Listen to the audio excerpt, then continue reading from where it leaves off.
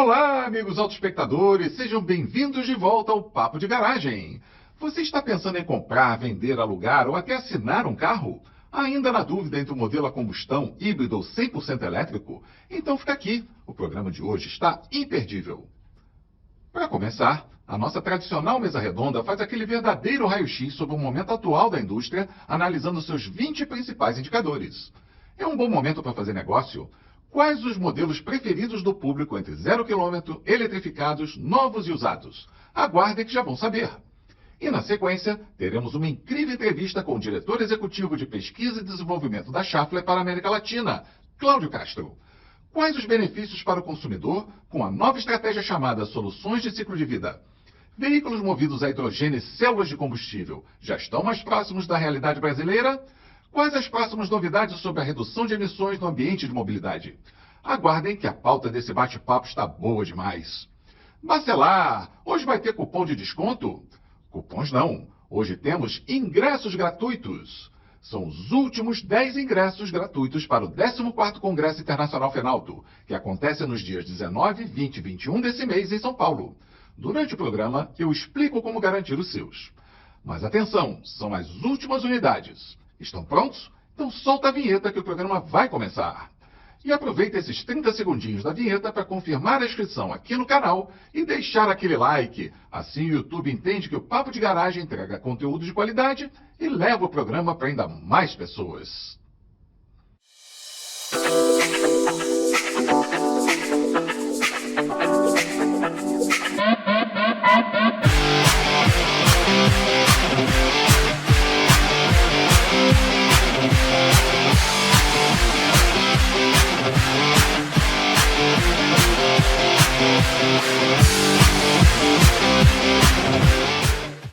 Agora sim, olá, autoespectadores, sejam bem-vindos de volta ao Papo de Garagem, sua principal fonte de informação independente, qualificada, opinativa, descomplicada sobre o mundo da mobilidade. E tudo isso chega até vocês de forma gratuita, graças aos nossos patrocinadores. GWM do Brasil, Concept, Continental Parafusos, Nemak e Unidas. Além deles, também somos apoiados pela ABLA, a BVE, a ANEF, Fenalto, IKEA, JG Corp, Calume, SAE e SAE for Mobility. Visite os sites de todos para saber o que podem fazer por vocês. Os links estão aqui embaixo na descrição. Bom, como viram na abertura, hoje o programa está cheio de conteúdo de qualidade e ainda com ingressos gratuitos para distribuir. Mas antes, vamos a uma rápida mensagem do nosso patrocinador master, a GWM do Brasil. Em poucos segundos estaremos de volta. Chegou o novo GWM Tank 300 Hi-Fortin, o híbrido turbine turbo da GWM. Tecnologia, sofisticação e muita potência. Difícil acreditar que é um carro só. Vamos acelerar? Técnica, solta a vinheta do quadro Mesa Redonda.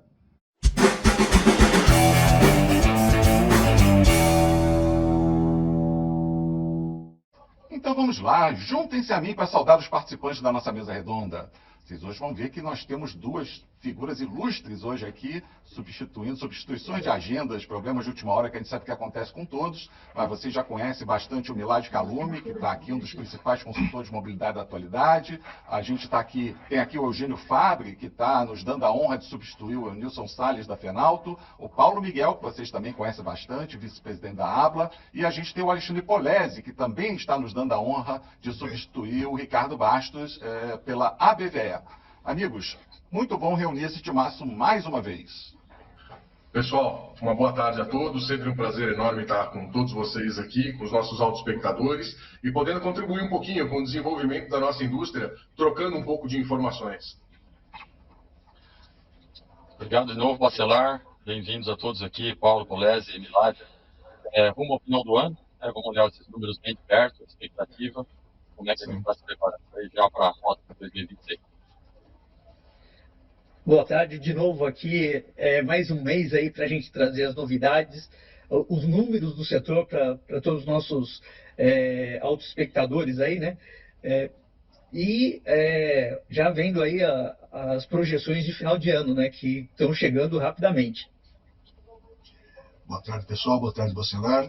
Muito obrigado pela oportunidade. Vamos ter uma boa conversa aqui sobre automobilismo, sobre mercado automotivo e sobre eletromobilidade. Maravilha. Bom, vamos dar início então ao nosso show de conhecimento aqui, começando pela análise dos resultados de mercado do mês de outubro e expectativas para o fechamento do ano. Milad, vamos começar com você. O que você nos conta aí sobre os veículos 0 km?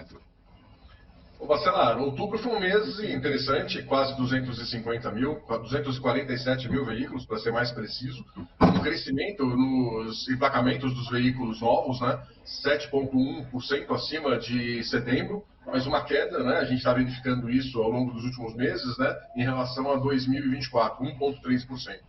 No acumulado, em relação a 2023, quase 15% de aumento, né? Mas em relação ao ano passado, o cobertor está ficando cada vez mais curto, 2,6% somente no acumulado, em relação aí aos números até outubro. As projeções a gente mantém, né? A gente fez um cálculo, a Calume fez um cálculo agora, a gente está ainda mantendo, a gente diminuiu, né, a projeção de mais de 2,6 para algo em torno em 2,5 milhões a 2,55 milhões. O que vai dar um aumento, né, entre 0,5% e 2,5% agora em 2025. Né? É um aumento pequeno, mas muito aquém daqueles que a gente aguardava. Os motivos estão um pouquinho explicados nesse outro gráfico, né, que é dos altos juros, que estão coibindo aí um pouco a nossa melhor evolução dentro das vendas. A gente tem aí o IPI contribuindo também aí, de certa forma, né, a diminuição dos preços. Mas isso também não é tudo. A gente tem um alto inadimplemento, a gente tem os juros altos, o preço do veículo está muito alto e a liberação de crédito, que normalmente também é mais abundante no segundo semestre, está em seus patamares normais. Né? Então, tudo isso impactando para coibir aí os números de fechamento dentro desse ano de 2025, que vai ser um ano desafiador, e começamos 2026 também com um ano um tanto quanto desafiador. As projeções para 2026 de novos, 6% de queda para os emplacamentos, é o que a gente estima. Não são números bacanas, e a gente está comentando, divulgando. Então, algo em torno entre 2,4 e 2,45 milhões, ou seja, uma queda de 100 mil unidades, motivado aí por eleições presidenciais gerais, alta taxa de juros ainda, dando principalmente as vendas no primeiro semestre, e aí a gente vai ter também a Copa do Mundo, uma expectativa do Brasil avançar bastante, que acaba impactando um pouco nas vendas também, ou seja, um cenário aí de instabilidade política interna e também uma instabilidade externa. Tudo isso colocando essa pressão nas vendas internas, né? A parte de produção a gente vai ter uns números adequados, porque a gente vai tender a aumentar um pouco o número de exportação. Então, no fim, a produção vai ser bem bacana. Bom, com respeito aqui agora à última fase, né? Eu vou mudar um pouco o discurso, porque é sempre cansativo falar que as SUVs são líderes, né? Então, eu vou estar colocando aqui a questão dos sedãs. Dentro do segundo semestre, a gente viu um crescimento de 8,7% para 10,1%. Então, os SUVs estão ganhando um pouquinho de participação, mas os SUVs também, aparentemente, estão correndo atrás aí dessa melhoria na participação de mercado. É isso que eu tenho para falar nesse primeiro momento aqui. Obrigado, viu? Milad, ainda em relação às carrocerias, você tem algum comentário aí que seja interessante de fazer? Eu acho que assim, as SUVs vão permanecer líderes nesse ranking, Bacelar, não vai mudar, tá? Não vai? Eu entendo que, não, eu imagino que não, vai permanecer de uma forma bem constante, sendo as líderes aí, as SUVs acima dos 40%, os hatchbacks trabalhando ali em torno dos seus 20%, 25%, aí seguido das picapes, dos sedãs e dos outros veículos como um todo, né? Não vejo que assim, para 2026 você vê alguma coisa acontecendo? As SUVs mais líderes ainda. Dominante, Bacelar. É impressionante, a gente tem lançamento, a gente vai ver daqui a pouquinho também o Volkswagen Terra já emplacando aí dentro dos carros de passeio a liderança esse mês. Então a gente vai tender aí uma revigoração desse segmento e com novos lançamentos também previstos para o próximo ano. Então eu entendo que a gente vai ter aí um descolamento um pouquinho maior aí. Então quem sabe uma participação maior desse segmento aí para 2026. É o segmento da moda, não só no Brasil como no mundo inteiro. Então a tendência é que a gente se aproxime dos números europeus que são acima de 45%. Maravilha. Obrigado, Milad. Muito boas considerações. Vamos passar agora para o Paulo. Paulo, ainda falando de veículo 0 km, no mês passado você fez uma projeção de um volume de compras menor por parte das locadoras e os gráficos estão mostrando isso. O ritmo para o final do ano segue nessa mesma linha e a relação entre venda direta e varejo, como é que anda? Aproveita também e compartilha suas expectativas para o fechamento deste ano. Joia, vamos lá. Antes de eu começar a falar meus números, eu tenho uma observação em cima dos números que o Milad apresentou. Se a gente olhar os hatchbacks, que são os veículos que forem enquadrados no IPI verde, eles estão em queda, eles não estão aumentando a venda como era previsto. Então, só para dar um arremate aqui, mas falando do setor de locação agora, realmente a baixa que a gente previu está se concretizando, né, no volume de compra das locadoras. No mês agora de outubro foram 46.800 veículos comprados, quando esse número, se a gente olhar no gráfico que vem a seguir, né, é uma crescente, a gente não está percebendo essa crescente esse ano, justamente pelo preço do carro, taxa de juros, capacidade de pagamento da classe média, tudo isso vem impactando não só a venda de veículos, como o setor de locação também. Mantemos aí a média anual de 23% de compra de emplacamento da indústria, né? Mas se a gente pegar um número isolado de outubro, foi 19,9%, né? Abaixo da média que a gente vem trazendo nos últimos 5, 6 anos. Bom, eu ia te perguntar aqui sobre aquela relação entre vendas diretas e a compra das locadoras. Você normalmente mostra aquele gráfico com um deltazinho, tem alguma observação em particular ali? Desculpa que eu acabei não passando. A boca está abrindo, né? A venda direta do setor de locação vem caindo um pouco, né? Se a gente olhar no gráfico, a gente percebe claramente isso daí, mas eu acredito que isso é momentâneo, Bacelar, por conta do preço do carro, taxa de juros. Não sei se conseguimos reverter isso no começo do ano que vem. Muita estabilidade ainda, como o Milad trouxe, né, do que a gente vem para o ano que vem, para ver o que a gente pode prever. O setor é um setor que sempre tem crescimento. Esse ano nós vamos ter crescimento, não tão forte como nos anos passados, mas é um ano de ajuste, vamos falar assim, né? O que me chamou a atenção foi justamente aquela boca de jacaré no gráfico. Eu fiquei aqui doido para ouvir um pouco da tua interpretação em cima daquilo, mas agora ficou mais bem compreendido. Eugênio, agora que a gente falou aqui sobre os veículos 0 km, conta pra gente como é que anda o mercado de usados. Nós vamos mesmo fechar 2025 com mais um recorde? Vamos fechar, viu, Bacelar? É o que a gente sempre analisa aqui. Como todo mercado, a gente precisa estudar muito, porque enquanto uma faixa de um segmento está numa rota, outras podem mudar completamente. É o que tem acontecido aí na contramão, inclusive, de uma taxa de juros ainda alta. A expectativa é que isso mude para 2026 e pesa muito no veículo seminovo e usado. Nós estamos fechando agora em 2025, acumulado até agora, perto de 15,1 milhões de veículos que já trocaram de propriedade, contra 15,7 o ano passado. Quando nós analisamos de outubro contra outubro, 24 para 25, já tem um crescimento de 24%. Ou seja, a expectativa é que nós venhamos a ter aí um recorde novamente em 2025, perto ou mais de 18 milhões de veículos com troca de propriedade. É claro que se nós tivéssemos uma economia um pouco mais pujante, uma taxa muito mais atrativa, fatalmente esse número seria muito maior. Não só na parte do veículo usado, como toda a cadeia de valor impulsionada, inclusive para o zero. Hoje o 0 km, ele está tendo campanhas, está tendo incentivo de taxa zero, preços especiais, o que ajuda também na máquina do usado.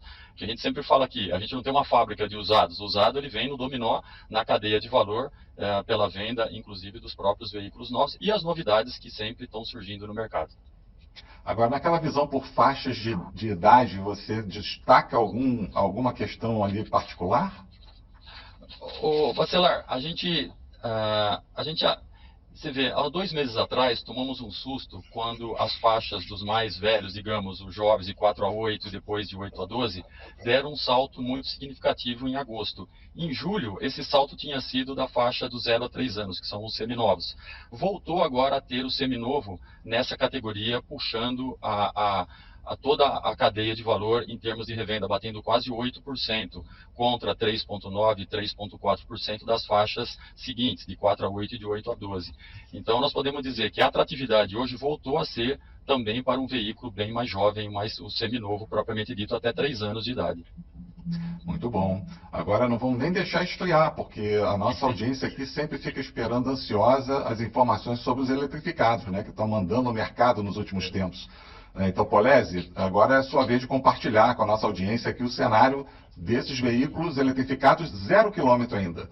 A gente caminha para fechar esse ano também com um crescimento consistente? Bom, sem dúvida nenhuma, Bacelar. O que não significa que vai atingir exatamente a previsão que nós tínhamos imaginado no começo do ano. Nós certamente vamos passar de 200 mil emplacamentos de veículos eletrificados leves, considerando só os veículos 100% elétricos, os híbridos plug-in e os HEVs, os híbridos não plug-in, excluindo os chamados microhíbridos, os MHEVs.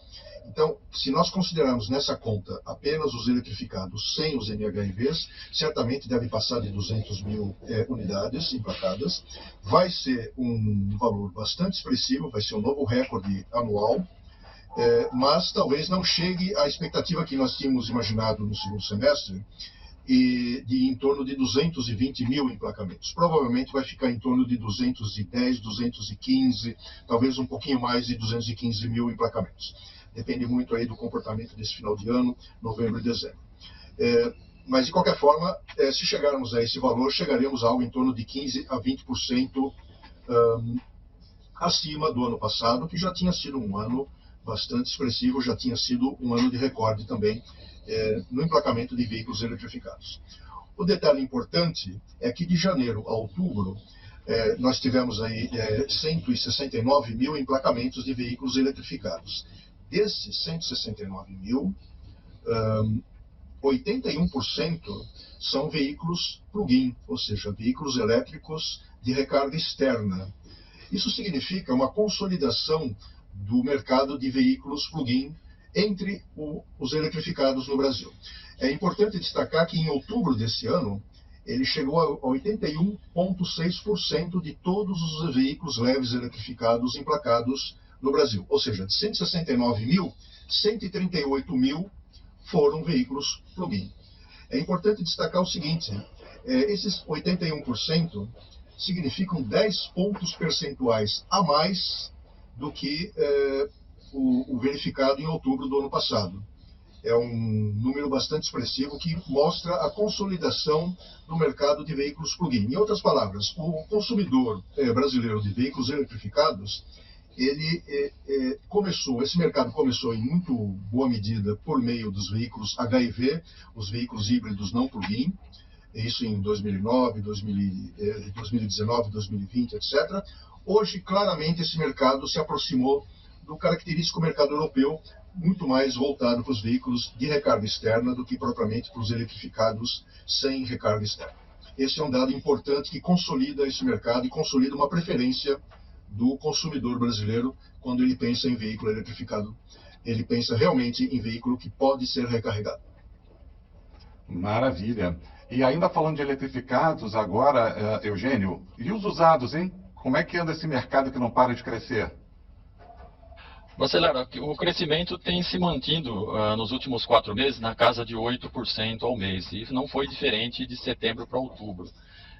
Ou seja, nós estamos partindo aí de 13 mil, 14 mil, agora em setembro fomos para 14.600 e agora estamos batendo 15.800 unidades que trocaram de propriedade. E à medida que o mercado cresce no novo, o mercado do usado ele vai fazendo uma demanda muito grande. Isso também a gente tem observado, né, nos números aqui, conforme o Polese citou, o eletrificado com recarga, né, ele tem tido uma preferência realmente do público. É lógico que nós temos alguns eletrificados hoje que não possuem recarga externa, que estão numa série histórica um pouco mais longa, que é quando a gente vê o maior giro de propriedade. Mas à medida que esse mercado cresce, fatalmente é o que trará maior atratividade hoje para o público, é um eletrificado que você tem as opções de recarga. Como a gente tem sempre comentado aqui, né, Eugênio, isso é um sinal inequívoco do amadurecimento desse subsegmento do mercado hoje, né? Então, eu não tenho a menor dúvida de que essa rampa aqui vai continuar a crescer, vai entrar em 2026 seguindo esses passos largos para cima, né? Alguém quer fazer algum comentário ou podemos seguir em frente? Não, eu só ia completar no eletrificado, Bacelar, que você vê, a extensão territorial do Brasil é muito grande, né? Então eu viajei recentemente até para alguns estados muito distantes, você já vê bastante carro eletrificado rodando, onde você falaria, poxa, até aqui nós já estamos tendo uma demanda grande para esse tipo de produto. Quando você pega a região sul e a região centro-oeste, é a maior demanda hoje, detendo aí na casa de crescimento de 12% a 16% de setembro para outubro. Mas você já vê um crescimento constante na região sudeste também, né? O mercado vai crescer muito em 2026, sem dúvida nenhuma. Excelente observação, Eugênio. Inclusive, eu já comentei com o Enilson que para a próxima temporada a gente vai adicionar aqui na nossa análise a visão regional dos usados, porque eu acho que é muito importante, especialmente por conta dessa sua observação. Quer dizer, os eletrificados usados estão vendendo bem no país inteiro, contra a visão de alguns de que eles só têm essa performance em grandes cidades. Antes da gente dar sequência aqui, deixa eu passar um recado importante para os empresários que nos assistem. Vocês já pensaram em ativar a marca da sua empresa aqui no Papo de Garagem?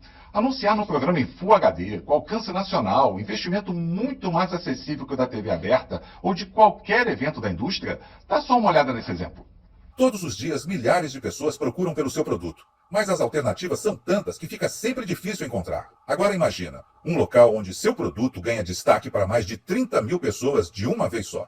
Você pode gastar uma fortuna para apresentar seu produto em um estádio lotado, ou atingir o mesmo volume de público bem aqui no nosso programa. O volume de público é o mesmo, mas o investimento é muitas vezes menor. Entre em contato agora mesmo, você não vai acreditar nas condições que temos para te oferecer. Então, vem com a gente. Traga a sua empresa para a família Papo de Garagem e ajude a manter o nosso objetivo social de entregar informação independente, qualificada, opinativa, descomplicada e gratuita para todos. Agora sim, chegou aquele momento que os nossos espectadores tanto aguardam. A gente vai analisar agora os rankings do mercado. Será que aquele modelo que você deseja comprar está vendendo bem? Ou tem algum concorrente bombando no mercado e você nem sabia?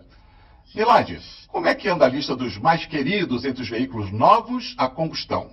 Mas atenção você, se seu objetivo é um carro a combustão 0 km, olho vivo para fazer um ótimo negócio. Bacelar, esse ranking o pessoal acaba gostando bastante, né? O que eu tenho a considerar é sempre aquela linha, né? Dentro do ranking em geral, quem está vendendo muito acima daquela média do que se vende em vendas diretas. E aí são os destaques negativos. Mas não que sejam negativos, não tem problema nenhum. A Estrada e a Saveiro têm um grande público dentro desse segmento, né? Tem uma história dentro desse segmento muito grande, se desenvolveram dentro dos processos de vendas, vendendo bastante para essa área. Então, não é nenhum tipo de desabono, né? Ter vendas diretas nesse sentido. Agora, Argo, Mob e o Onix Sedan são carros mais destinados ao uso por empresas ou por aplicativos. Então, você vê aí que são veículos que tendem ao médio e longo prazo causar algum tipo aí de problema, vamos falar assim, no médio e longo prazo com relação à depreciação desse veículo quando esses veículos forem aí para o mercado de varejo normal, quando eles entrarem aí para a venda dos usados, quando entrar aí na seara da Fenauto, né? Mas de qualquer forma, boas surpresas agora para o mês de outubro, né? Eu destaco aqui, começando por baixo, né? O Honda HR-V se comportou muito bem. Ele, dentro do ranking geral, ele está somente ali com relação à venda direta, ele tem uma participação muito pequena. Então, basicamente, toda a venda dele destinada é muito pouca, né? Uma postura que as japonesas têm. Então, você vê aí esse aumento dentro das vendas dentro do mês de outubro do Honda HR-V. O Creta tem exatamente o mesmo tipo de comportamento, né? Poucas vendas diretas. E o destaque do mês, sem sombra de dúvida, o Volkswagen Terra já assumindo aí o segundo posto de vendas. A gente vai dar uma examinada um pouquinho adiante quando a gente fala sobre aquele ranking regional dos novos. Tem uma peculiaridade que eu quero chamar a atenção, mas de qualquer forma se destaca aí a questão do Volkswagen Terra dentro desse ranking em geral. Quando a gente fala sobre o ranking dentro do varejo, há destaque novamente ao Terra, ao Tiggo 7, né, um eletrificado aí dentro da quinta posição, ao Volkswagen Nivus, né, que são veículos que normalmente eles estão muito aquém dentro do ranking, né, do acumulado do ano. E o Dolphin Mini, então a gente tem aí 2, 3 eletrificados dentro desse ranking, né, E o próprio Fiat Toro, né, compondo os dois tipos de motorização que ela tem, mas ela está fechando esse tipo de lista. E o Kicks, que aparentemente está vendendo as duas versões, tanto a antiga quanto a nova, está vendendo muito a antiga ainda, mas parece que está começando a ter um equilíbrio entre as duas, né? Esse é o número fechado das duas em conjunto, né? Porque hoje a gente faz essa análise em separado, mas daqui a alguns anos a gente vai só analisar esse número do número do Kicks, então eu prefiro estar sempre informando o número do Kicks fechado, então a análise que a gente faz, mas de qualquer forma, dentro do ranking do acumulado, ele se destaca um pouquinho acima dos demais aqui com relação ao varejo. Agora, com respeito aos regionais, aquela velha máxima que a gente sempre fala, não adianta querer ser líder, não adianta querer ser o líder, tem que estar líder. Então a Estrada está entre os top 5, né? Na verdade só aparece na 4ª posição dentro da região sul, o resto ela liderando em todas as áreas dentro do mercado brasileiro. Agora se destaca a Ultra aparecendo como líder na região sul, e representando 31% das vendas totais. Então a gente precisaria entender se esse foi um movimento pontual de venda específica para a região sul, de algum movimento que ocorreu, ou é um movimento realmente contínuo, onde a gente vai ter esse veículo despontando sempre entre os líderes desse segmento, não só nessa região, como no restante do Brasil também. Então, acho que eu encerro minha fala dos rankings. Você sabe que eu não costumo ler, né? É gráfico, né, Bacelar? Então, eu deixo para os nossos autoespectadores aqui fazerem as análises deles aqui e, né, perguntarem para a gente dentro dos chats, caso tenha algum tipo de dúvida. Perfeito, Milad. Agora, Paulo, complementando essa visão de veículos zero quilômetro a combustão ainda, como é que andam as prioridades das compras das locadoras? Bacelar, a compra das locadoras continua sendo os veículos de entrada.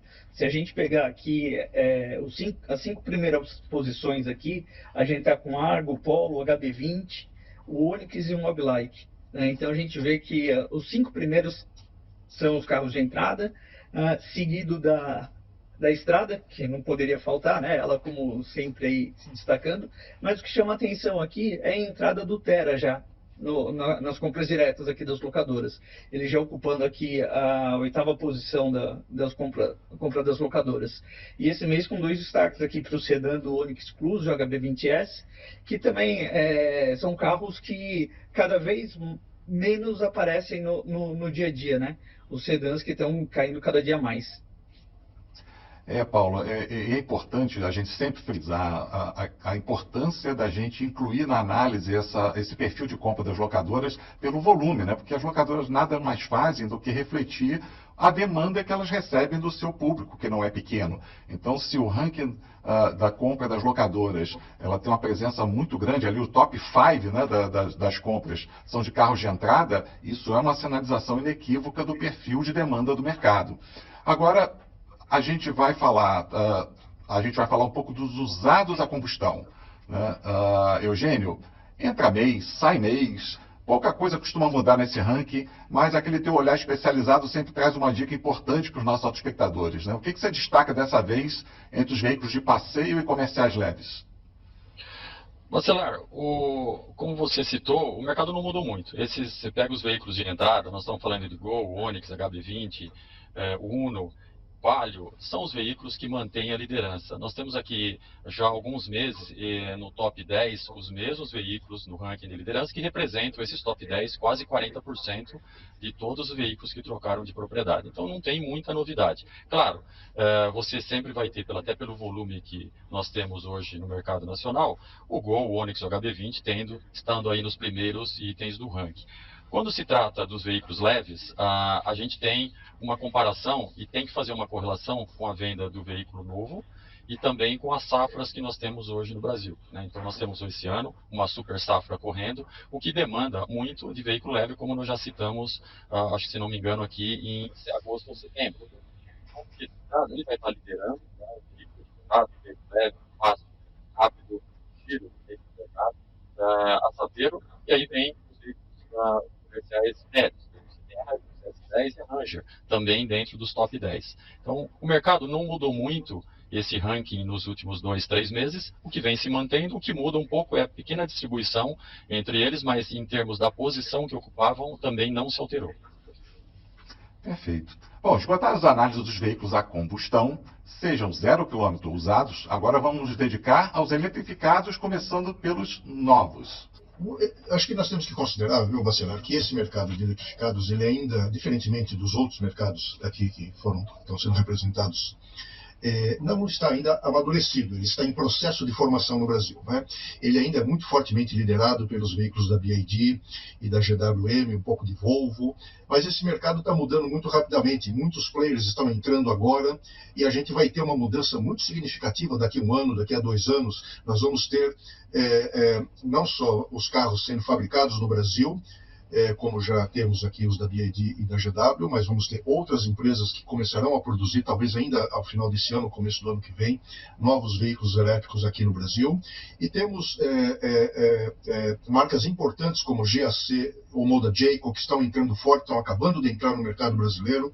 É muito complicado a gente dizer algo muito taxativo sobre ranking, porque esse ranking, que hoje é liderado exponencialmente aí pela BYD e depois pela GW, ele vai mudar daqui a 1 ano, daqui a 1 ano e pouco. Talvez não tanto a posição das empresas, das marcas, mas certamente a proporção na distribuição desse mercado. Então, eu acho um pouco prematuro a gente fazer uma análise dessa forma, citando marcas. Eu gostaria, se você me permite, fazer uma análise de ranking de como está sendo a mancha de desenvolvimento, de crescimento da eletromobilidade no Brasil, que me parece relevante, foi um tema que foi citado aqui pelos colegas um pouco antes.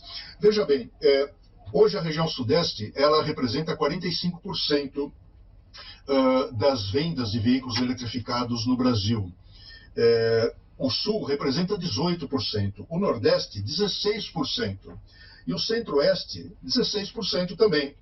15,9%. E o norte, sim, bem menos, 4,5%. O que isso significa? Significa que nós já estamos verificando um relativo achatamento da liderança incontrastável de São Paulo, da região sudeste. Ela já está diminuindo e as regiões centro-oeste, nordeste e sul já estão ficando mais ou menos equilibradas, já estão distribuindo mais ou menos igualitariamente as fatias de mercado. É bem interessante isso. Veja bem, a região sul, 18,6%, e a região nordeste, 16%, a diferença não é muito grande. E a região nordeste e a região centro-oeste é praticamente a mesma coisa, na faixa de 16%. O que isso significa? Que o mercado de eletrificados ele está crescendo também fora do eixo tradicional São Paulo, Minas, Rio de Janeiro. É bastante importante a gente ressaltar isso. Por estados, por exemplo, nós tínhamos até 3, 4 anos atrás uma liderança em torno de 35, 36 mil, 34 mil do estado de São Paulo. Hoje é 29,8, já caiu a liderança de São Paulo entre os emplacamentos. Então está até abaixo de 1/3 do mercado. E você vê, por exemplo, que Distrito Federal está em segundo lugar com 10%. Paraná, 6,8%. Minas, 6,6%. Rio de Janeiro, 6%. Então você tem um bloco, Paraná, Minas e Rio de Janeiro, na faixa de 6% do mercado, mais ou menos equilibrado. E você tem o Distrito Federal em segundo lugar, de uma forma muito interessante. É uma prova de que uma política pública bem focada em eletromobilidade traz resultado. Por que é que o Distrito Federal tem 10% do mercado de eletrificados, superando Rio, Minas, São Paulo, Paraná, etc.? Porque teve uma política de IPVA bastante agressiva que atraiu o consumidor para esse tipo de veículo. Então, o que nós estamos vendo é que o mercado ele está se descentralizando. Isso me parece muito importante. Não é apenas mais um fenômeno, de São Paulo, do centro, do sudeste. 2, não é apenas um fenômeno da capital desses estados. É também um fenômeno das cidades do interior desses estados. Esse é um indicador que me parece relevante quando a gente tenta mapear qual é a mancha de crescimento da eletromobilidade no Brasil. Ela se espalha de forma relativamente gradativa em todas as principais regiões. É muito oportuna essa tua observação, Polese, que somada a que o Eugênio trouxe dos eletrificados usados, dão de novo o tom da consistência Exatamente. desse subsegmento na realidade atual brasileira. E mais do que isso, né? A gente está aqui caminhando para atender mais uma demanda da nossa audiência, que a gente já comentou aqui, mas vale sempre reforçar. Boa parte da nossa audiência aqui, ela também está espalhada no país. A gente tem uma penetração de audiência muito forte no Nordeste, no Centro-Oeste, no Sul. No Sudeste não se fala, né? A gente tem uma concentração natural em São Paulo, mas também no centro do país. Então, essa demanda vindo da nossa audiência vai ser plenamente atendida no momento em que a gente reforçar esse nosso conjunto de análise com essas visões regionais. Mas obrigado pela tua contribuição. Agora, Paulo, complementando a análise dos eletrificados ainda 0 km, qual é a tua visão aí, o que você traz sobre a preferência das locadoras?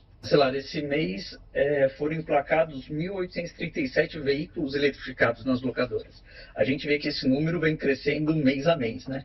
Tudo bem que dentro das locadoras a gente ainda tem um volume muito grande dos micro-híbridos, né? A gente pega lá o Fastback, o Pulse, com boa participação nesse número. Mas o que chamou a atenção aqui, do resto a gente continua com os carros da BYD em maior volume, mas o que chamou a atenção aqui foi o emplacamento da Leap Motors, né? Já teve, no ranking dos mais emplacados, nós tivemos 2 modelos da Leap Motors emplacados nas locadoras. Tudo bem, isso deve ter o endereço certo, pode ser a locadora da Stellantis, tudo, mas já chama atenção aqui Leap Motors aparecendo nesse mercado que acabou de desembarcar no Brasil, né? Paulo, tá crescendo aí, tá todo mundo comentando. Aliás, Leap Motors, eu ia fazer um comentário também na palavra anterior do Polese, mas salve a concorrência, né? A gente está sendo inundado de novas marcas, novos modelos, e isso soa como música para a nossa audiência, né? Quanto mais concorrência tiver, quanto mais opções, mais alternativas de escolha, mais eles vão gostar desse mercado. Aliás, eu vou pedir aqui para o Eugênio ter a honra de finalizar mais essa edição aqui da nossa mesa redonda para falar sobre o ranking dos eletrificados usados. Eu sei que ainda não deu tempo de Leap Motors aparecer nesse ranking, mas esse ranking tem se mexido bastante. O que você traz aí para a gente? Ô Bacelar, só para complementar também o que o Polese citou, né, eu tinha falado muito em percentual de mês contra mês nas regiões do Brasil. Quando você pega a parte de revenda do eletrificado, comparando basicamente aquilo do que a gente tem pelo total, Sudeste representa, claro, ainda 50%. Mas você já tem a região Nordeste e região Centro-Oeste representando 15% desse total, indo para 20%. E a região Sul com mais de 35%. Ou seja, está realmente saindo fora desse grande eixo o gosto do brasileiro para a aquisição do eletrificado. E o termômetro grande realmente é usado, porque pode entrar pelas grandes capitais e depois a revenda acabar acontecendo no país todo. Tá? No caso do ranking, Bacelar, aqui é interessante. É muito pequeno, né, um mercado muito novo, mas ainda a gente tem o Corolla e o Corolla Cross no topo do ranking, pelo tempo que ele tem hoje de mercado.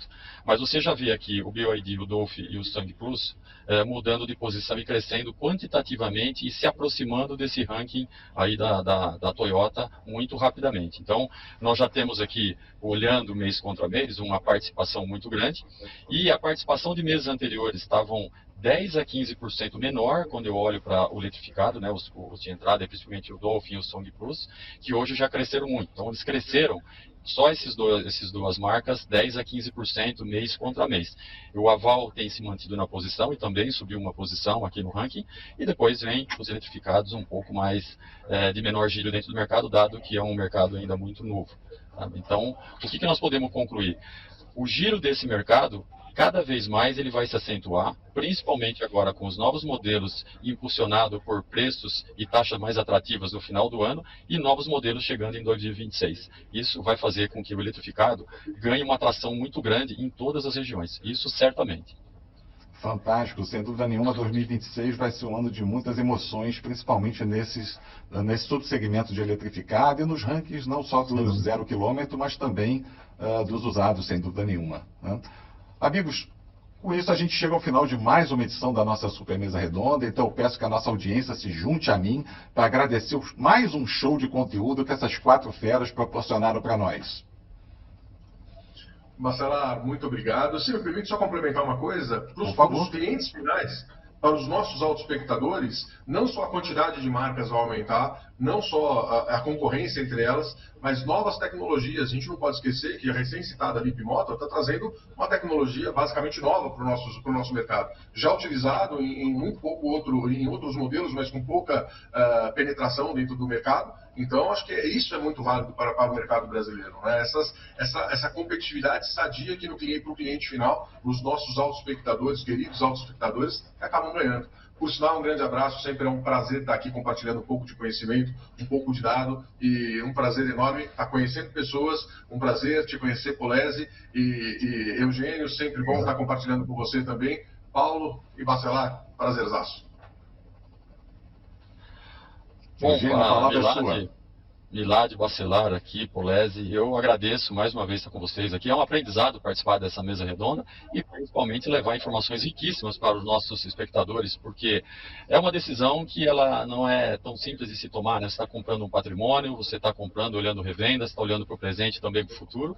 Eu acho que isso enriquece o mercado como um todo. Informações desse tipo são valiosíssimas e faz falta hoje. E parabéns aqui, Bacelar, porque isso enriquece muito o mercado como um todo. Muito obrigado, pessoal. Bom, é sempre uma honra estar aqui participando desses debates, né? Hoje com o Polese chegando aqui na mesa também, que a gente não tinha falado ainda, mas é sempre uma aula que a gente aprende aqui, né, Bacelar? Eu acho que a gente trouxe durante esse ano boas expectativas, bons conhecimentos para os nossos autoespectadores. Estamos chegando no final do ano, né? Temos mais aí, mês que vem quase que fechando o ano com os números. E aí eu acredito que já teremos uma projeção melhor entre o que a gente vai apurando aqui do que vai acontecer no fechamento de dezembro. Mas eu acho que o importante é isso, a gente está aqui compartilhando e trazendo isso para todo mundo, né? Obrigado a todos. Muito obrigado. Eu também gostaria muito de agradecer, Bacelar, pela oportunidade que você me deu de participar desse programa. É uma honra estar aqui conversando com todos os colegas que estão aqui presentes. Aprendi muito também, nem poderia ser diferente. Eu acredito que a soma das nossas colaborações tem uma diretriz muito clara. O que nós estamos testemunhando é um fenômeno de transição do mercado automotivo brasileiro. Nós estamos vendo mais modelos, mais empresas, mais tecnologias, mais diversidade. Nós estamos oferecendo para o consumidor um leque de opções que talvez ele nunca tenha visto nesses últimos tempos, e me parece que esse é o grande, digamos assim, a grande resultante desse processo. Nós vamos poder optar, o consumidor vai poder optar por diferentes tecnologias para poder fazer a sua escolha. Nada podia ser melhor. Viva a concorrência. É isso aí. Caros autoespectadores, algum indicador adicional sobre o mercado que gostariam de ver analisado aqui? Não deixem de encaminhar as suas sugestões.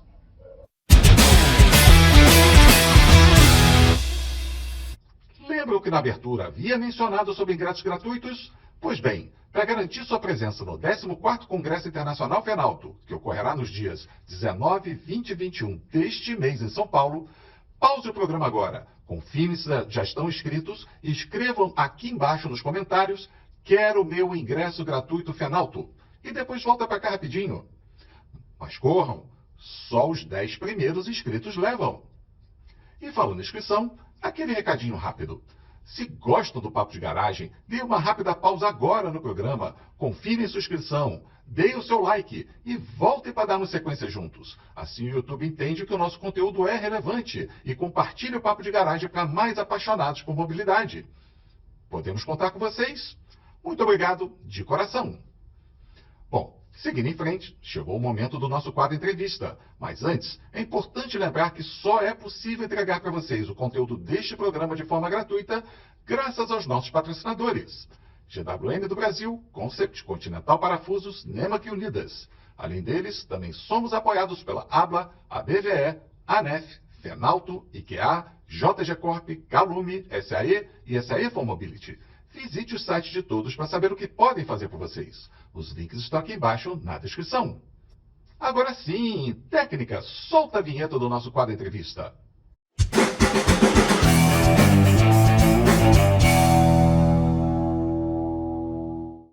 Hoje temos a honra de receber o querido amigo Cláudio Castro, diretor executivo de pesquisa e desenvolvimento da Schaeffler. Cláudio é engenheiro elétrico com especialização em eletrônica e mais de 30 anos de experiência na indústria automotiva e equipamentos industriais.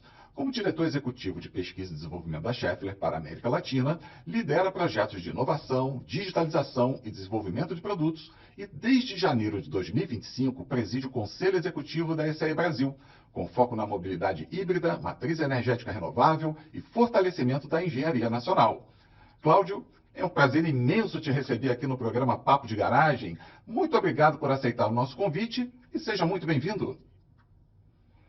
Muito obrigado, Bacelar. É uma honra muito grande estar aqui com você, nesse programa com uma audiência espetacular, com um público muito participativo. Então, fico muito feliz com o convite e estou à sua disposição aqui para nós batermos um papo. É isso aí. Vamos trocar uma ideia aqui então, Cláudio. Bom, antes deixa eu só reforçar, uma grande parte do nosso público trabalha na indústria automotiva, sim, mas a gente também tem uma boa parcela dele que é composta por consumidores de produtos e serviços de mobilidade. Então essa é uma oportunidade incrível para eles conhecerem melhor os produtos e serviços da Schaeffler. Então vamos começar. Primeira pergunta, Cláudio. O público em geral talvez ainda não saiba, mas o Brasil tem uma engenharia de ponta que influencia decisões técnicas no mundo inteiro. E a Schaeffler é um excelente exemplo disso. A empresa tem uma tradição forte de gerar patentes e soluções desenvolvidas aqui que depois ganham escala global. Então eu queria começar te provocando com essa ideia. O que faz o engenheiro brasileiro ser tão criativo e resiliente a ponto de transformar restrições, como falta de recursos ou condições adversas, em inovação? E, complementando, como a Schaeffler, especificamente, consegue transformar esse talento nacional em algo que realmente impacta o portfólio global da empresa? Olha, Bacelar, eu vou começar com um tema que é um exemplo para mim muito claro dessa engenhosidade do engenheiro brasileiro. A Schaeffler, ela nasceu há mais de 75 anos atrás fazendo o que nós chamamos de rolamento. E no Brasil nós conhecemos como rolemã no popular, né? Então o melhor exemplo é o famoso carrinho de rolemã. Para o pessoal que tem um pouco mais de tempo de estrada, acho que com certeza brincou em algum momento da sua infância, onde pegava esses componentes, né, montava em peças de madeira e descia a ladeira, né, substituindo as rodinhas por esses rolemãs metálicos, esses rolamentos metálicos. Então a gente observa desde da infância essa criatividade, a iniciativa do brasileiro em achar soluções criativas, soluções inovadoras. E isso se estende para todas as profissões e principalmente nós que estamos na área técnica voltada para a mobilidade, a gente observa isso até um pouco mais forte, né? Porque as particularidades, os desafios brasileiros são grandes. Então, toda vez que surge um problema, que surge uma novidade no mercado, a primeira coisa que os engenheiros brasileiros fazem é exatamente olhar, falar, bom, isso se aplica aqui, como que se aplica, como que eu consigo melhorar, como que eu consigo alterar. Então isso acho que criou uma cultura brasileira de olhar de uma forma crítica para toda e qualquer novidade, produto ou tecnologia e tentar encontrar o que se aplica e o que não se aplica no Brasil. Isso veio evoluindo de uma forma muito intensa com a transição tecnológica e hoje a gente observa que aqueles brasileiros que antigamente trabalhavam com soluções de problemas, com adaptações, hoje estão criando novidades. Eles são os engenheiros que estão trazendo essa solução para o mercado e não mais simplesmente trabalhando com adaptações. E isso eu vejo bem dentro da Schaeffler, né? A Schaeffler hoje tem um portfólio de produtos muito grande, que vai desde desse rolamento, que é um componente simples, até sistemas automatizados, hoje em dia muita eletrônica embarcada, muita solução de sistemas complexos, voltados sempre para a mobilidade, para o movimento. Então a gente observa que nesses brasileiros hoje, eles estão trazendo soluções que lá fora o pessoal nem pensa ainda. E eu acho que é muito oriundo dessa criatividade. E nós, dentro da Schaeffler, nós, primeiro, valorizamos muito o que nós chamamos de propriedade intelectual, ou seja, essa criatividade dos engenheiros, ela é valorizada através de um programa de incentivos a se gerar ideias, tanto que a empresa hoje é considerada uma das principais no mundo em geração de invenções e patentes, reconhecida dessa forma. E aqui, voltando para o Brasil, esse pessoal nosso, essas equipes nossas no Brasil, elas estão envolvidas nesse trabalho mundial, gerando soluções, e pelos indicadores internos da empresa, é uma das equipes que tem uma maior quantidade de invenções por engenheiro do mundo, dentro do mundo Schaeffler, né? Então, eu acho que vem a coroar exatamente isso que eu tenho falado, da importância dessa criatividade brasileira em trazer soluções novas. E dentro da Schaeffler nós estamos integrados hoje nessa parte de pesquisa e desenvolvimento. Nós temos alguns hubs, hoje são 41 centros de pesquisa e desenvolvimento espalhados pelo mundo. Temos um no Brasil, fica localizado no interior de São Paulo, em Sorocaba, onde lá os engenheiros estão gerando não só essas ideias aqui para o mercado local, mas em rede, de uma forma colaborativa, também participando de projetos globais de ponta hoje nessa área da mobilidade. Poxa, Cláudio, a gente começou esse nosso bate-papo aqui com o pé direito, né? Você trouxe para cima da mesa uma memória afetiva incrível, carrinho de rolimã. Eu lembro de muitos calcanhares ralados, joelhos ralados, mãos raladas, outras partes raladas que não vale comentar, mas é uma memória bastante bacana. E depois, sobre toda essa trajetória que vocês vêm construindo aqui no país, motivo de orgulho para nós, e a gente vai falar um pouco mais sobre ela, mas eu queria primeiro tocar num ponto que eu também sei que é muito caro para a Schaeffler, que é a questão da sustentabilidade, né? Aliás, nos dias de hoje, falar em sustentabilidade não é mais uma questão de imagem, é uma questão de sobrevivência. E a Schaeffler parece enxergar isso de forma muito prática, trazendo a sustentabilidade para o centro das decisões de pesquisa e desenvolvimento. A gente vê, por exemplo, a chegada da marca Vitesco, se eu não estiver errado, Vitesco aqui para o Brasil, com tecnologias que ajudam a reduzir emissões em veículos pesados, como sensores de inox, que atendem normas ambientais cada vez mais rígidas. Bom, pensando nisso, como é que vocês equilibram essa pressão por desempenho técnico e custo competitivo com a necessidade de desenvolver produtos cada vez mais limpos, sustentáveis e alinhados a um futuro de baixa emissão? Afinal de contas, dá para ser verde e ao mesmo tempo competitivo? Olha, na nossa opinião, na opinião da Schaeffler, sim, dá, né? Até porque, como você falou, hoje cuidar dos 3 pilares. Para a Schaeffler, a sustentabilidade ela é baseada em 3 pilares, né? O pilar, claro, do meio ambiente, que é o mais conhecido, o pilar do social, ou seja, das pessoas, desta acessibilidade no sentido financeiro, de você conseguir fazer um produto que as pessoas tenham condições de comprar, que seja benéfico para a sociedade como pessoa. E o terceiro é o financeiro propriamente dito, ou seja, você não consegue produzir ou cuidar da natureza, cuidar das pessoas, se a empresa não estiver saudável financeiramente. Então, para nós são 3 pilares importantes que estão sempre correlacionados e equilibrados, né? Então, dentro disso, eu trago para você que hoje dentro da Schaeffler, todo novo produto, toda nova ideia, junto com durabilidade, junto com qualidade, junto com uma autoeficiência, que eram aqueles valores de 15, 20 anos atrás da Schaeffler, vem também o valor sustentabilidade, vem também o valor impacto ambiental, impacto social e impacto financeiro. Então, hoje a gente não consegue separar mais qualidade de um valor acessível, uma viabilidade financeira, de um baixo impacto de carbono, né? o tal do carbono equivalente, o CO2 equivalente, que é exatamente aqueles gases de efeito estufa. Então, tudo isso está atrelado, né? Então, os nossos engenheiros, quando eles começam um conceito de um novo produto, uma nova ideia, já tudo isso está na mesa para que sejam fatores de equilíbrio ao longo do desenvolvimento.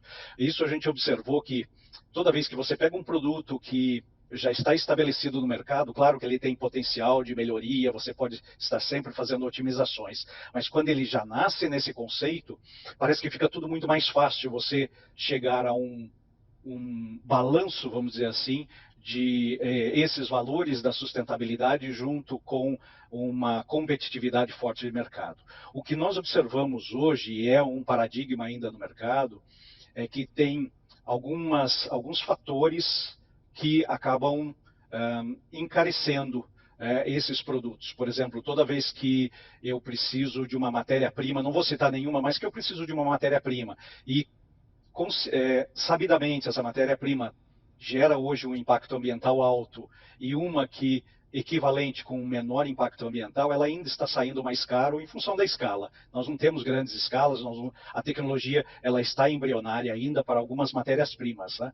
E aí o que nós buscamos compensar? Com ideias, com essa criatividade que a gente falou no início, a criatividade do engenheiro, e falar, ok, eu não consigo ter uma competitividade tão grande numa matéria-prima mais sustentável, mas eu consigo compensar em alguma outra solução interna, ou de processo, ou mesmo de design, né, da construção do projeto do produto, compensar um pelo outro para o produto continuar competitivo. Então, é uma equação, às vezes, difícil, mas eu diria para você, possível e viável. Cláudio, sem dúvida nenhuma é impressionante o trabalho que você desenvolve em termos de qualidade de gestão, e quanto maior o portfólio, mais difícil é manter a qualidade desse trabalho. E por isso eu acho interessante a gente voltar para aquele primeiro ponto em que a gente estava falando justamente da trajetória da Schaeffler e como ela vem crescendo nos últimos anos. Né? Bom, durante muitos desses anos a gente se acostumou a imaginar a indústria automotiva como um conjunto de peças e engrenagens, mas está todo mundo vendo que o jogo está mudando e mudando rápido. Hoje o veículo é um sistema bem mais complexo, que mistura mecânica sim, mas com eletrônica, tecnologia de uma maneira geral, software e até inteligência artificial. A Schaeffler tem se posicionado como uma empresa que entrega soluções completas, não só componentes isolados. Isso fica claro quando a gente olha para iniciativas como o novo Centro Logístico Central e a criação da divisão Vehicle Lifetime Solutions, que pensa o veículo durante todo o seu ciclo de vida, do nascimento ao fim da vida útil. Quais são, então, as vantagens de pensar a mobilidade como um ecossistema e não como uma soma de partes? E nesse modelo, como é que a Schaeffler pretende se diferenciar, oferecendo algo além da peça, mas sim o conhecimento do sistema como um todo? Quais são os grandes benefícios dessa estratégia de vocês para os clientes de mobilidade e serviços, de produtos e serviços de mobilidade? Bacelar, eu vou começar, inclusive, essa resposta voltando um pouco no tempo, né? De uma forma bem rápida. A história da Schaeffler ela se iniciou com peças mecânicas de precisão. Então, componentes mecânicos que faziam parte desse complexo produto final, que era o famoso veículo, né, naquele conceito antigo.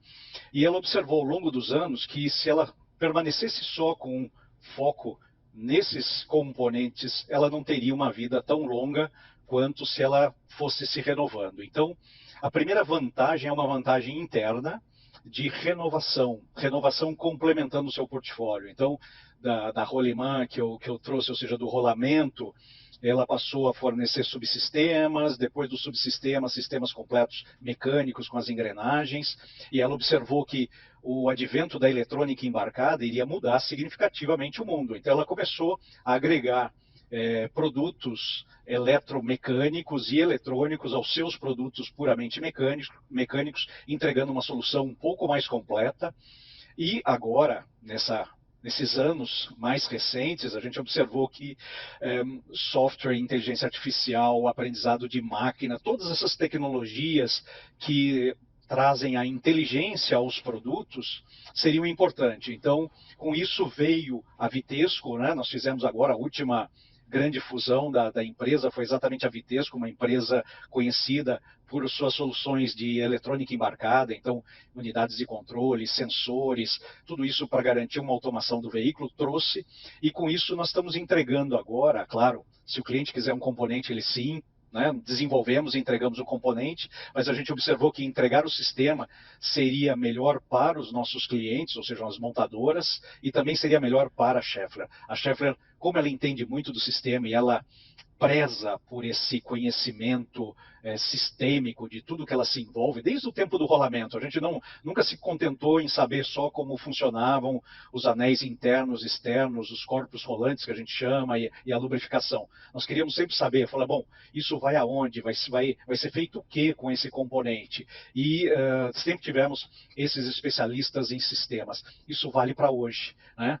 Você tem condições de apresentar uma solução completa, com ideias, com uma parceria tecnológica muito mais eficiente quando você conhece bem, não só do seu produto, mas aonde ele está sendo aplicado. Isso traz para os nossos clientes uma certa tranquilidade, no sentido de que ele pode contar com um parceiro tecnológico para todo e qualquer momento. Isso é importante para a Schaeffler, porque a Schaeffler também conseguiu um equilíbrio melhor entre tudo que ela faz, né, trazendo um desafio maior para os seus engenheiros, né? Então, nós como pesquisa, desenvolvimento, engenharia da Schaeffler, nós sabemos que nós estamos sempre lidando com sistemas complexos e sendo desafiados a todo momento. Só que o mundo está mudando, né? Nós falamos aqui em sustentabilidade, você comentou em economia circular. Como é que eu cuido hoje que todos esses sistemas, todas essas soluções partam desde um conceito, lá naquele momento inicial da ideia, da invenção, da patente, até o final da sua vida, né? E aí entra a nossa divisão de VLS, né? uma abreviação VLS, de Vehicle Lifetime Solution, ou seja, soluções para a vida completa do veículo, onde nós cuidamos do veículo, não somente aquele 0 quilômetro que é entregue para o mercado, mas depois nas manutenções preventivas, preditivas, ao longo da vida e até no final da vida, quando ele tem que voltar e fazer uma reciclagem, fazer uma remanufatura ou fazer um aproveitamento de todos os seus componentes e produtos, para que isso gere um novo produto, um novo veículo. Então, com esse centro logístico, nós temos peças entregues no momento certo, para a pessoa certa, conforme a demanda, então não há atraso entre esse reparo que pode acontecer ao longo da vida, e ao mesmo tempo nós cuidamos para que essas peças retornem para o seu destino correto no final da sua vida de utilização no veículo. Então, assim nós fechamos o ciclo completo, desde o nascimento de um produto, de uma inovação, até o seu momento final de uso, pelo menos num veículo. Muito bacana essa filosofia de desenvolvimento que vocês construíram, Cláudio. Essa questão aí de você estar fazendo aprendizado contínuo, de você estar testando limites, pensar fora da caixa, trabalhar junto com parceiros especializados. Ninguém é capaz de dominar todas as tecnologias, todos os conhecimentos ao mesmo tempo. A questão da customização também, vocês como uma empresa multinacional, e mesmo aqui no Brasil, né, um país de dimensões continentais, esse nível de customização também tem que ser certamente levado em consideração. Eu já vou voltar contigo, Cláudio, mas antes deixa eu passar uma mensagem aqui para a nossa audiência. Eu gostaria de lembrar aos nossos espectadores que vocês podem escrever a sua sugestão de entrevistados para as próximas edições, bem aqui embaixo nos comentários. Não perca a oportunidade de trazermos o outro super executivo da indústria, como Cláudio, por exemplo, para esclarecer todas as suas dúvidas sobre o tema de sua preferência. Cláudio, voltando com você. Quando a gente fala de transição energética no mundo, é comum olharmos muito para a Europa, China, Estados Unidos. Mas o Brasil tem um papel muito particular nessa história. Nós temos uma matriz energética mais limpa do planeta, nós temos o motor flex, uma invenção que o mundo inteiro admira, e agora a gente está vendo o amadurecimento de pesquisas com hidrogênio, campo que a Schaeffler apresentou avanços importantes, como as placas bipolares, células de combustíveis, que aumentam a eficiência das reações químicas. Como é que você enxerga o papel do Brasil nesse novo mapa de energia limpa? Será que dá para dizer que o país pode ser um protagonista dessa transição e não apenas um seguidor? Olha, o Brasil tem um potencial enorme para ser um protagonista nesta transição energética, né? Porque o Brasil, e aí, voltando um pouco para a Schaeffler, né? Porque eu acho que tem muito, embora a Schaeffler seja uma empresa global, mas quando a gente olha em filosofia, eu acho que está muito próxima do Brasil. A Schaeffler hoje, ela trabalha no que nós chamamos de soluções múltiplas para a transição energética. Como você comentou, nós temos desde soluções para ainda aqueles veículos com combustível fóssil, que tudo indica e esperamos que sejam reduzidos, né, ou pelo menos os novos venham numa curva de redução ao longo do tempo, porque nós sabemos o impacto que traz essa queima desses combustíveis fósseis, passando por toda a parte de hibridização, ou seja, soluções onde você tem um pouco de combustível fóssil, um pouco de combustível renovável, um pouco de energia elétrica, um pouco de hidrogênio, um pouco de gás natural, biometano, aí tem todo um portfólio gigante de combustíveis com os sintéticos agora, até aquelas soluções finais que são puramente, por exemplo, a hidrogênio. Então, a Schaeffler, ela entendeu já há algum tempo e vem fazendo isso de uma forma sistemática, desenvolver soluções para todos esses nichos, para que a gente consiga fazer o que nós chamamos de transição. Nós sabemos que não vai ser uma virada de chave no mundo, vai ser uma transição, tanto que alguns países ou algumas regiões do mundo tentaram acelerar essa transição, agora estão rediscutindo, porque o impacto é sempre muito grande.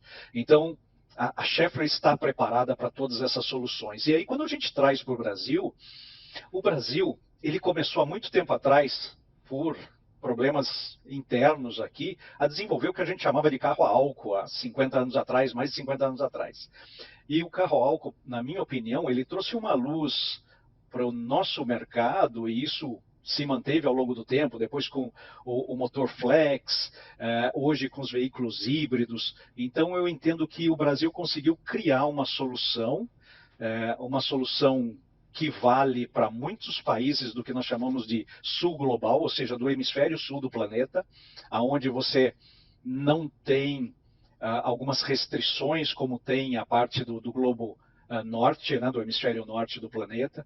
Então eu acho que ele criou uma solução que isso pode se espalhar, e deve, tudo indica que vai se espalhar com uma grande rapidez, que é o combustível líquido renovável. Então, na minha opinião, hoje, isso não é futuro, isso é presente. Você ter soluções de carros híbridos utilizando, por exemplo, o etanol, que é um dos combustíveis líquidos renováveis, ou agora o biodiesel para os veículos pesados. Então, eu acho que essa é uma solução de transição muito boa, que traz para o Brasil uma vantagem com relação a emissões de gases estufa muito grande. Hoje, o nosso parque de veículos ele é muito menos poluente do que quase a totalidade do mundo. Então, eu acho que essa é uma solução onde o Brasil ele está como protagonista, e ele pode continuar como protagonista, evoluindo sempre mais. E assim, não só pensando no combustível, mas pensando em todo o ecossistema em torno desses combustíveis renováveis, como, por exemplo, se vem dos vegetais, se vem da agricultura. Então, o Brasil desenvolveu toda a agricultura para isso. Se precisa de um retrabalho, uma industrialização, o Brasil também desenvolveu esse outro setor da industrialização. E com isso vieram máquinas, vieram equipamentos, vieram uma quantidade grande de soluções para esses combustíveis líquidos renováveis. Além disso, o Brasil, por uma questão geográfica, ele possui uma insolação muito grande, ou seja, a parte de energia solar ela é muito eficiente no Brasil, e a energia eólica também. Nós temos algumas regiões, tanto do Nordeste como do Sul do Brasil, muito propícias a gerar energias limpas, né? Então, com isso, o que criou? Principalmente quando você fala em energia solar e energia eólica. Nós sabemos que elas são sazonais, tanto ao longo do dia como ao longo do ano. Ou seja, tem momentos de mais vento, menos vento, momentos de sol, momentos de noite, de escuridão. E como é que a gente faz para administrar essa flutuação da geração de energia? Aí entrou o hidrogênio. Tá? A Schaeffler sempre acreditou desde o início que o hidrogênio poderia sim ser uma solução para a cadeia completa, não só para o veículo, mas para a cadeia completa. Então ela começou a desenvolver o que nós chamamos de eletrolisadores, que são equipamentos grandes que pegam essa energia gerada ou pelo vento ou pelo sol, transforma isso, pega moléculas de água, separa, com essa energia gerada, separa o oxigênio do hidrogênio na molécula de água, e esse hidrogênio armazenado, ele possui energia, ele é um acumulador de energia. Então, a Schaeffler tem trabalhado muito forte nessa parte da geração do hidrogênio para utilização futura, e também, claro, consequentemente, como aplicar isso depois num veículo, numa indústria, num comércio. Então, é um campo, quando a gente fala em matriz energética, é um campo que nós, como Brasil, acho que nós podemos sim ser protagonistas, principalmente em novos conceitos de acúmulo de energia e também de distribuição de energia. Cláudio, você tocou num ponto que eu tinha falado lá na primeira pergunta, eu acho que faz todo sentido a gente retomar, que, assim, quando a gente fala em inovação, talvez um dos grandes calcanhares não é inovação por inovação, né? É transformar a inovação em algo tangível. E a Schaeffler faz isso muito bem, né? Trazer inovação, traduzir inovação para algo mais palpável, não ser só aquela pesquisa e desenvolvimento de laboratório. É transformar em soluções que chegam efetivamente ao consumidor, ao mecânico, ao motorista. E o curioso é que essa ponte entre o B2B e o B2C parece ser cada vez mais curta, né? O que começa com uma inovação dentro de uma montadora, um sistemista como a Schaeffler, por exemplo, logo aparece no mercado de reposição ou em tecnologias mais acessíveis. Na prática, como é que vocês fazem essa travessia entre o mundo da engenharia e da vida real, garantindo que essa inovação técnica realmente se converta em algo que melhora a experiência de quem dirige, conserta ou usa um veículo no dia a dia? Tem um primeiro caminho, que é um caminho interno, que, assim, nós temos até um indicador, uma forma de medirmos se nós estamos atingindo os nossos objetivos ou não, que é o tempo que nós demoramos entre a inovação e o negócio, que nós chamamos. Tem um termo em inglês dentro da empresa, que é Innovation to Business, que reflete exatamente isso. Ter uma ideia é ótimo, mas ela precisa se converter em um negócio para a empresa. Então, a capacidade de transformar uma ideia em negócio, ou pensar numa ideia que possa virar um negócio de uma forma muito rápida, esse é um ponto importante para a empresa, e isso faz com que a gente chegue muito rápido no mercado com soluções inovadoras já aplicáveis. Né? E aí tem o caminho que é entre a empresa e o consumidor final, porque tudo isso que nós fazemos é sempre entre a empresa e uma montadora, um fabricante de equipamentos originais, mas tem também aquele usuário final, que é o dono do carro, o dono do veículo, do caminhão, do avião ou da máquina, né, que nós fornecemos também para motocicletas, trens, aviões, tudo que se movimenta no mundo tem produto Schaeffler. Então, como é que nós conseguimos essa conexão? E aí entra de novo o VLS, que é o Vehicle Lifetime Solution, que ele exatamente é esse contato. Primeiro, uma tecnologia, sempre que ela nasce, existe uma preocupação muito grande do usuário, do mecânico, do reparador, fala, puxa, é novo, eu não sei como funciona, então estou preocupado.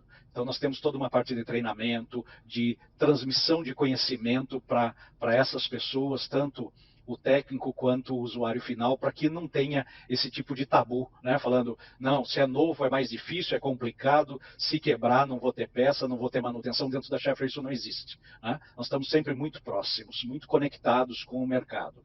E isso cria um canal de retorno para a gente. Então, essas mesmas pessoas que estão sendo treinadas, recebendo as informações do produto Schaeffler, eles também têm voz ativa e falam o que estão sentindo, quais as dificuldades que estão vivenciando no dia a dia, ou que dores que existem no mercado, que eles acham que uma solução Schaeffler poderia resolver. Então isso retroalimenta a nossa equipe de criação, a nossa equipe de pesquisa, desenvolvimento e engenharia. Então essas informações voltam e com a experiência do usuário, isso serve como inspiração para nós gerarmos novos produtos. E com isso se fecha o ciclo. Né? É um ciclo que a gente fica muito orgulhoso quando você observa no mercado o interesse em conhecer os produtos Schaeffler e em dar opiniões em cima dos produtos e nos darem soluções de novos produtos, nos darem opiniões sobre novos produtos. Então, a gente observa que está muito próximo do mercado, trabalhando em prol da sociedade e não simplesmente pela tecnologia, pela inovação, não, com a aplicação prática, trazendo um benefício para a comunidade. Muito bom, Cláudio. Bom, a gente está chegando ao final da nossa entrevista, temos que respeitar o tempo da sua agenda, então eu queria te convidar para a gente fechar olhando um pouco mais para frente. A Schaeffler é uma empresa que fala de mobilidade com uma visão bem mais ampla. Não é só a questão do veículo, é o deslocamento como um todo, mais eficiente, conectado, sustentável. E quando você olha para 2026 e além, que grandes transformações você acredita que vão moldar a mobilidade na América Latina? E o que você diria para quem trabalha ou sonha em trabalhar com a tecnologia automotiva hoje, no momento em que o veículo está virando cada vez mais uma plataforma de inovação? Olha, nós estamos observando aqui, estamos construindo esse futuro juntos. Primeiro ponto que eu acho que é importante para a América Latina é o que a gente acabou de comentar a respeito da cadeia energética. Né? Essa matriz energética ela é sempre muito importante. Eu enxergo que nós vamos ter espaço na América Latina para muitas soluções diferentes. Então, isso vai, primeiro, reduzir todo esse impacto que o transporte de uma forma geral, e não vou falar nem só do veículo, que o transporte de uma forma geral ainda tem sobre qualquer efeito no meio ambiente. Então esse, na minha opinião, é um ponto importante que nós estamos trabalhando. O segundo, que deve mudar bastante a realidade na América Latina, embora nós sabemos que tenham vários desafios para isso, é cada vez mais esta eletrônica embarcada que eu comentei com vocês, ou seja, soluções que tragam inteligência para tudo que se movimenta. E inteligência de uma forma ampla, né? Inteligência no sentido de melhorar a logística, melhorar a eficiência, reduzir atrito, reduzir todas as perdas que a gente sabe que existe hoje em máquinas e equipamentos. Então esse eu acho que é um ponto que vai ser importante. E sendo um pouco visionário, eu diria que a parte de conectividade, e nós estamos trabalhando muito forte com isso, a conectividade do veículo com o entorno, né? Ou seja, com tudo que está ao seu redor.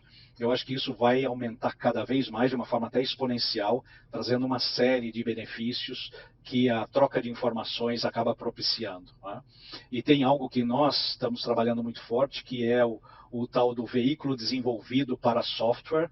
Então é um conceito um pouco diferente que hoje está muito forte já no mercado, onde você tem uma plataforma quase que comum, falando da parte mecânica e eletrônica, e você tem atualizações de software dentro do veículo, trazendo novas funcionalidades, trazendo cada vez mais uma conexão melhor, uma interface com os usuários do veículo cada vez maior. Então, esses são os pontos. E, claro, nós estamos falando em novos modais de transporte, como esses veículos de pouso e decolagem vertical. Então, são modelos que vão realmente alterar o mundo aí, e principalmente a América Latina, a médio prazo, né? A nossa estrutura no México, por exemplo, que está muito mais conectada com o mercado norte-americano, ela inclusive já está trabalhando até um pouco mais forte, porque lá tem essa necessidade, não é só pela capacidade de compra do mercado, mas sim é uma questão de necessidade. Então estamos desenvolvendo muito mais conexões sem fio, principalmente entre veículos e outros sistemas. Então eu observo que para quem está chegando agora no mercado, para os profissionais, né, eu gosto sempre de estimular os jovens, assim, mecânico do futuro, né, o mecânico de automóvel do futuro, ele vai ser completamente diferente do mecânico de automóvel de 30 anos atrás, que ele estava sempre acostumado a mexer com partes mecânicas, alguma parte hidráulica e só, né? O do futuro ele vai estar mexendo com sistemas, com programação, com, sim, a parte mecânica também, muita elétrica, né? Os nossos sistemas hoje, motores e geradores elétricos, são de última geração. Então, quando você fala num carro elétrico, assim, o tipo de tecnologia é completamente diferente. Então, o que a gente observa com isso? Que o mercado se abriu para quem quer entrar nessa área de mobilidade ou do movimento. Assim, se é um cientista de dados, vai ter espaço, ou já tem espaço para ele. Se é um eletrônico, tem espaço. Se é um programador, já tem espaço. O mecânico continua com grande espaço. O químico agora, por causa das baterias, também com espaço muito grande dentro da mobilidade. Então, com isso, o que antes era restrito à mecânica, agora está trabalhando com todas as disciplinas que você possa imaginar da parte técnica. Então, a minha mensagem é: procurem se interessar pela área técnica, porque vai ser um futuro desafiador, interessante e também gratificante para quem estiver trabalhando com o movimento e a mobilidade agora no futuro próximo. Muito obrigado, Bacelar. Cláudio, essa sua última resposta seguramente deixou aí no ar pelo menos uma meia dúzia de spoilers de que você vai ter que voltar aqui na próxima temporada. Mas por hora, eu quero reforçar demais a minha felicidade de ter você aqui conosco, agradecer imensamente por você ter aceitado o nosso convite para compartilhar o seu conhecimento e experiência com os nossos autoespectadores. Até porque participações como a sua nos mantêm firmes na missão social de compartilhar informação independente, opinativa, qualificada, descomplicada e gratuita, para que a nossa audiência possa tomar suas decisões de negócio sempre muito bem preparados. Olha, muito obrigado de coração, Cláudio. Obrigado a você, Bacelar. Parabéns mais uma vez pelo programa. E esse objetivo que você acabou de citar, eu acho que é um objetivo nobre e tenho certeza que todos que estão nos escutando e nos vendo vão aproveitar bastante, não só desse programa, mas de toda essa série que você vem com uma maestria trazendo a quem se interessa pelo assunto. Obrigado mais uma vez. Falando em agradecimentos, é importante lembrar que só é possível entregar para vocês o conteúdo deste programa de forma gratuita graças aos nossos patrocinadores. GWM do Brasil, Concept, Continental Parafusos, Nemac e Unidas. Além deles, também somos apoiados pela ABA, ABVE, ANEF, Fenalto, IKEA, JG Corp, Calume, SAE e SAE For Mobility. Visite os sites de todos para saber o que podem fazer por vocês. Os links estão aqui embaixo na descrição. Amigos autoespectadores, com isso, finalizamos mais um episódio do Papo de Garagem, esperando que tenham gostado do conteúdo de hoje. Aproveito para lembrar de ativar as notificações para não perder o anúncio das atrações das próximas edições. Ainda temos muitas novidades preparadas para vocês.